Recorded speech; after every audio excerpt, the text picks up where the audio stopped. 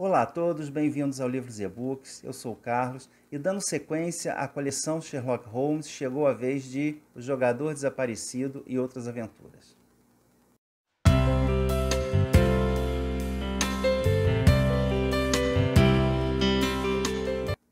O Jogador Desaparecido e Outras Aventuras foi o próximo livro da sequência de leituras da obra completa do Sherlock Holmes, né? Nessa coleçãozinha da editora Melhoramentos, em que os livros de contos estão divididos em 2 volumes. Então, esse daqui, juntamente com o anterior, A Volta de Sherlock Holmes, forma o mais conhecido em outras edições, A Volta de Sherlock Holmes. Para uma compreensão melhor dessa divisão, eu sugiro o vídeo que eu fiz, que eu mostrando a coleção completa aí para vocês, tá? Vou deixar o link aí no card e aqui embaixo na descrição. Para esse livro eu fiz um esquema um pouco diferente.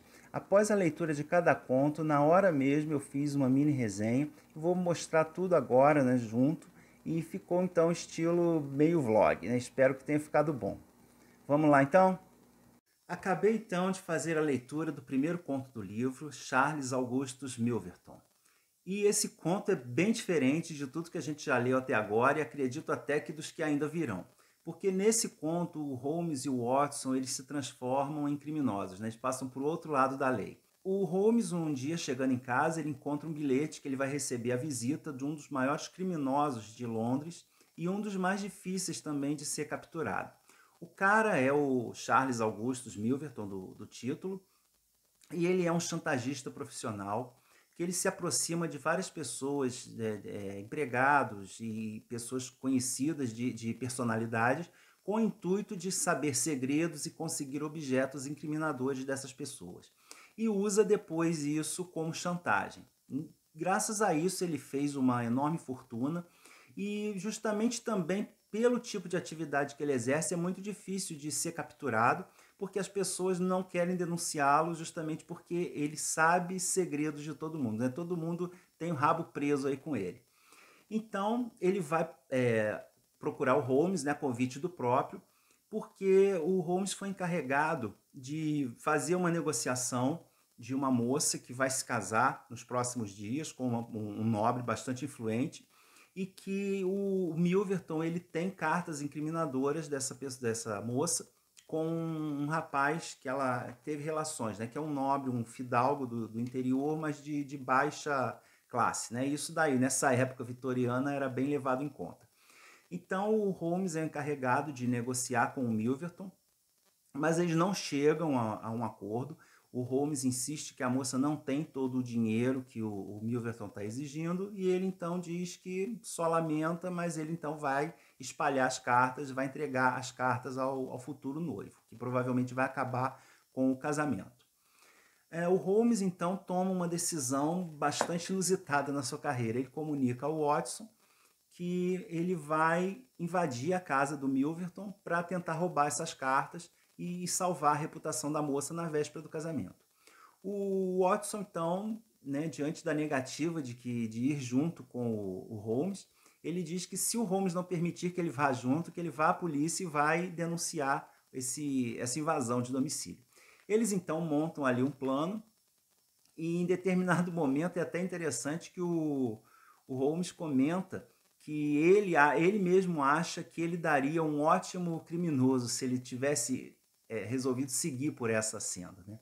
E o Watson também diz, num outro momento, que ele está gostando até dessa aventura, né? A adrenalina ali é mais do que quando eles trabalham do lado certo da lei. Então eles invadem essa casa à noite, o...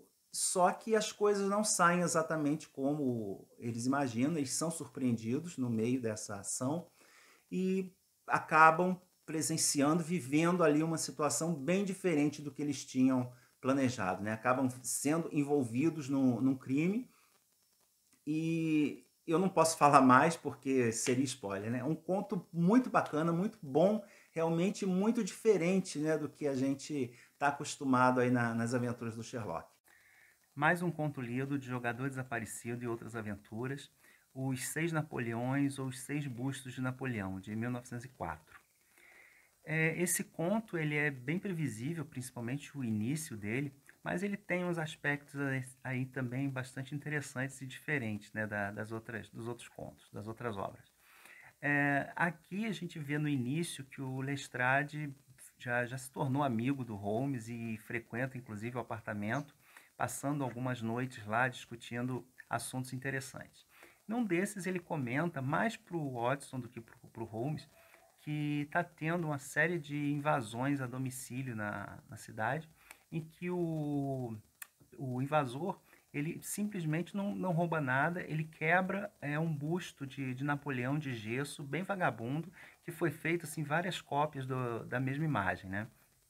E a princípio o Watson, até um dos detalhes interessantes aqui, até comenta sobre a possibilidade de ser um caso de problema mental, né? Que seria mais um caso médico do que um caso policial. Só que essas invasões continuam acontecendo e chegando a acontecer, inclusive está relacionado com um assassinato. O Lestrade então começa a sua linha de investigação e o Holmes, né, a princípio, também faz a sua própria investigação e, como sempre, vai por uma outra linha totalmente diferente, que no final é a que se mostra a mais acertada, né? Como sempre acontece nos contos. E é esse desenvolvimento que faz o conto assim, ser bem interessante, né? A gente vê aqui o passo a passo da investigação e como é feita, né, que eles têm conhecimento, que eles vão descobrindo momento após momento, pista após pista, para levar aí ao desfecho da história. Um outro aspecto bastante interessante desse conto aqui é o uso que o Holmes faz da imprensa, né? Ele planta uma notícia falsa com o intuito de auxiliar nas suas investigações e impedir também novos acontecimentos, novos assassinatos. E também a citação sobre a máfia, que a gente vê aqui num livro de 1904, né? Como a máfia já era uma força poderosa e agindo, inclusive, internacionalmente, né? A gente acha, às vezes, que é uma coisa mais recente, mas a gente vê que ela tem raízes aí bem mais antigas do que a gente imaginava. E o final do conto é ótimo. Depois que tudo é esclarecido, então, o Watson e o Lestrade aplaudem o Holmes e o Lestrade convida ele para ir lá na sede da Scotland Yard, que ele vai ser homenageado e parabenizado por todos. E ele, então, fica ruborizado, né? Uma falsa modéstia que realmente não combina com o personagem. Mas a gente vê isso também em outros contos, embora seja a primeira vez que o Watson, talvez, acho que a única, que o Watson coloca isso tão explicitamente aqui pra gente. Então, embora não seja um dos contos mais interessantes, a gente vai avançando aí na leitura do livro. Os Três Alunos ou Os Três Estudantes, também de 1904, foi o próximo conto que eu li nessa ediçãozinha aqui. E é um conto também bastante diferente aí na carreira do Sherlock. Eles estão numa daquelas faculdades grandes da Inglaterra, numa grande universidade que não é mencionada qual, e se passa em 1895, que logo na primeira frase do conto já é colocado a data. O caso é relativamente simples. O Holmes é procurado por um professor universitário, professor de grego, que no dia seguinte vai aplicar uma prova muito importante, valendo uma bolsa de estudos milionária para 3 estudantes que moram no próprio prédio, né, nos andares superiores.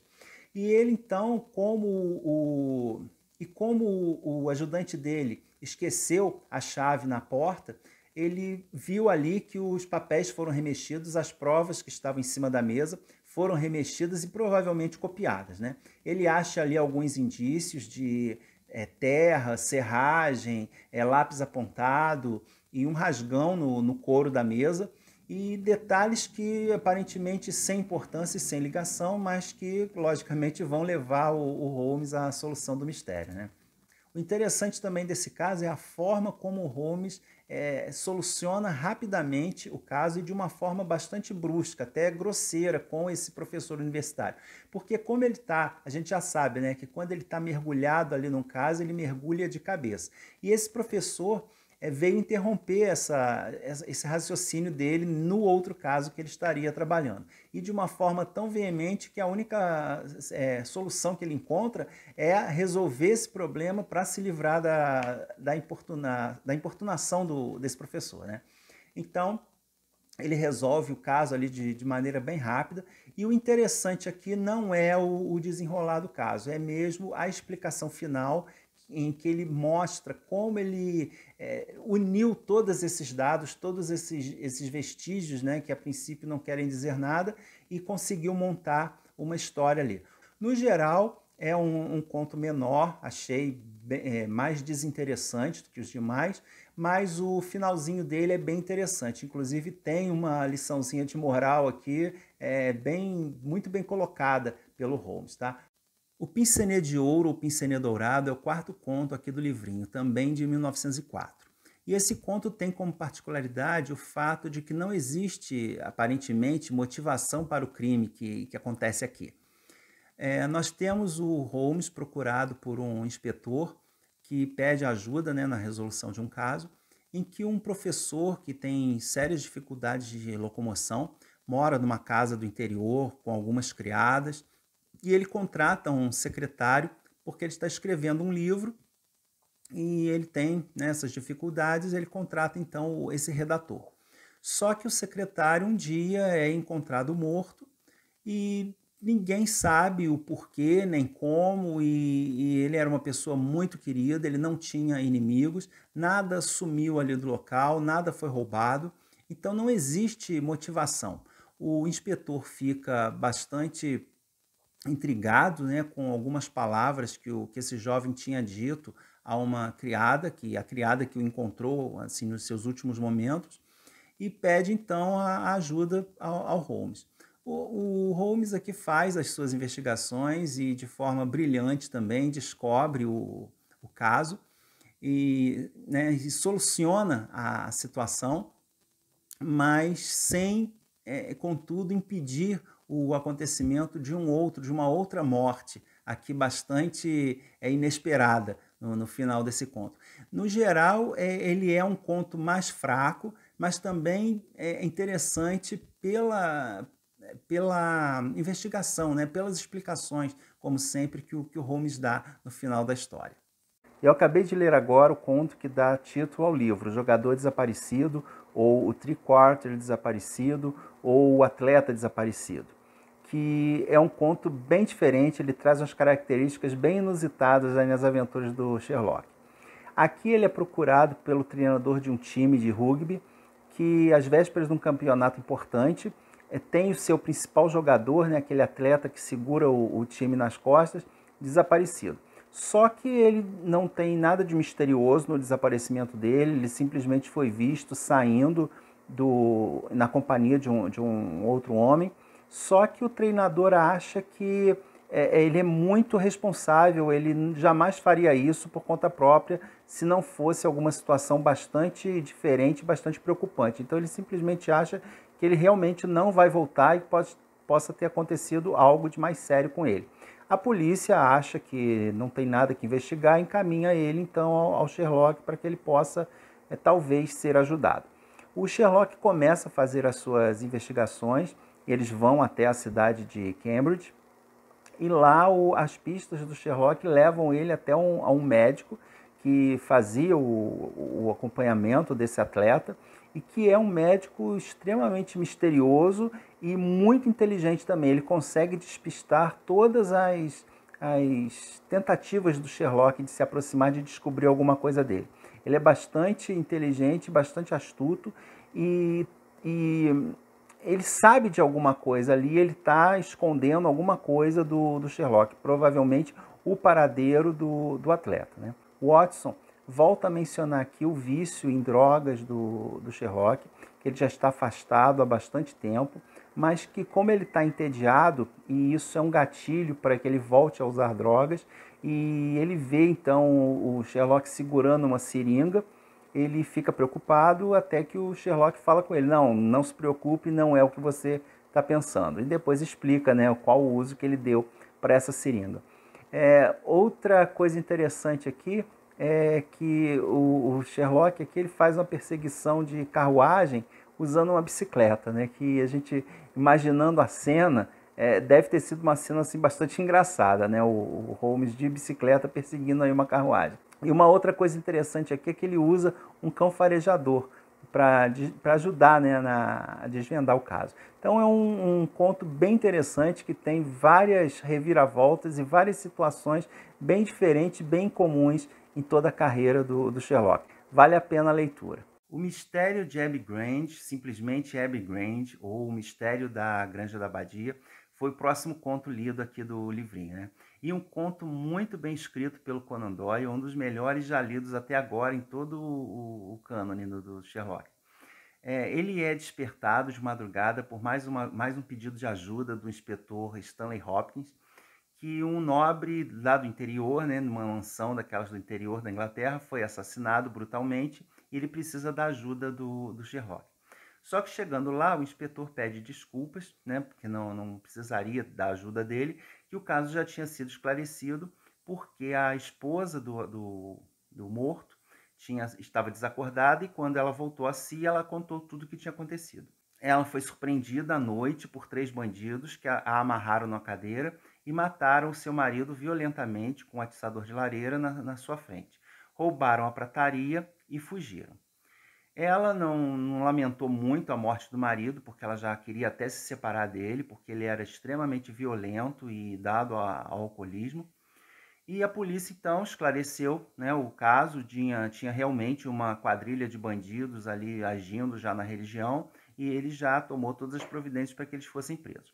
Mas o Sherlock, né, que nada passa despercebido aos olhos dele, percebeu ali alguma coisa de errado, alguma coisa de estranho, que ele não soube dizer o que era, ali na cena do crime. Que seriam 3 copos de vinho que os bandidos teriam tomado, né, deixado a garrafa ali aberta e tomado antes de ir embora, conforme contou a esposa do falecido.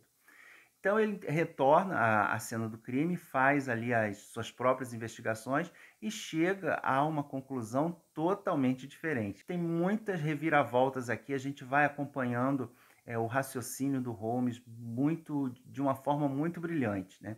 E o interessante no conto, especialmente, é o final, porque ele, mais uma vez, ele faz ali os seus juízos de valores, né, que ele não poderia fazer, ele menciona isso em outros locais também, que ele não poderia fazer esses juízos de valores porque ele não é uma autoridade reconhecida. Mas ali ele faz, inclusive ele institui um tribunal do júri ali, com juiz, com defensor, com o advogado, com tudo, né, certinho. E faz então o próprio julgamento ali das pessoas envolvidas no crime, inclusive qual era a verdadeira personalidade ali do morto, né? Então, um conto fantástico. E chegamos então ao fim do livro com o conto A Segunda Mancha, ainda de 1904. E esse conto começa de forma bem misteriosa, com o Watson fazendo um mistério na publicação dele, que teria sido o caso mais importante do Sherlock e o que teria consequências mais desastrosas caso não tivesse sido solucionado. E que o próprio Sherlock só autorizou a publicação dele muitos anos depois, já aposentado, né, criando abelhas. Inclusive, isso me lembrou uma dica que eu sempre dou aqui, que quem tiver um pouco mais de interesse de saber sobre esse final da vida do Sherlock, sobre a aposentadoria dele, eu deixo a dica de um livro muito interessante, que é o Senhor Sherlock, que já tem vídeo aqui no canal. Vale muito a pena, tanto o livro quanto o filme. Deem uma olhada lá no vídeo para saber mais um pouquinho sobre ele. E o conto aqui, o Sherlock é procurado nada mais, nada menos do que pelo primeiro-ministro da Grã-Bretanha, junto com o secretário de Relações Europeias, se eu não me engano, e que vão desesperados procurar o Holmes porque da casa de um deles, da casa do secretário, no caso, do ministro, sumiu um documento que foi uma carta que foi enviada por um soberano estrangeiro e que isso daí poderia, o teor, os termos que ele usa na carta, né, poderia causar uma comoção popular e até mesmo uma declaração de guerra. E ele menciona aqui também um outro aspecto que não é muito falado, né, que seria o clima de tensão que a Europa vivia nesse momento, com a Inglaterra sendo ali o fiel da balança, né, que qualquer provocação por um lado ou por outro poderia degringolar e virar numa guerra, como efetivamente veio a acontecer depois, né, com a deflagração da Primeira Guerra. o Sherlock, então, vai procurar as pistas, né, sobre o desaparecimento dessa carta, e ele tem certeza que ela foi furtada por um dos 3 agentes secretos estrangeiros que ele tem conhecimento e que atuam ali em Londres. E por coincidência ou não, um deles aparece morto de forma bastante violenta alguns dias depois. E o Holmes tem certeza de que os 2 acontecimentos estão relacionados. A polícia não faz essa relação, claro, mas o Holmes não descansa enquanto ele não vai atrás de toda a verdade. E, mais uma vez, aqui ele consegue, fazendo seu próprio juízo de valores, né, ele contornar toda a situação ali de forma que proteja a identidade, proteja os acontecimentos, proteja a motivação por trás de alguma pessoa ali que ele calcula, né, pelo seu juízo, ele acha que não seria encarada de forma tão justa, né, pelo sistema penal. Então, também é um conto muito legal e que fecha aí com chave de ouro, né, tanto esse livrinho, Jogador Desaparecido, quanto as outras edições A Volta de Sherlock Holmes, que esse livro está contido. Então essa foi a leitura do Jogador Desaparecido e Outras Aventuras. Eu não sei se eu vou manter esse estilo de vídeo nos próximos livros de contos, ainda temos 3, se eu não me engano. Então eu gostaria que vocês deixassem aí nos comentários a opinião de vocês, né? O que vocês acharam, se eu continuo ou volto ao esquema tradicional. Tá? No mais, agradeço a visita de vocês. Por favor, deixem a curtida aí, divulguem nas suas redes sociais e a gente se vê então no próximo vídeo. Um grande abraço para vocês. Tchau, tchau.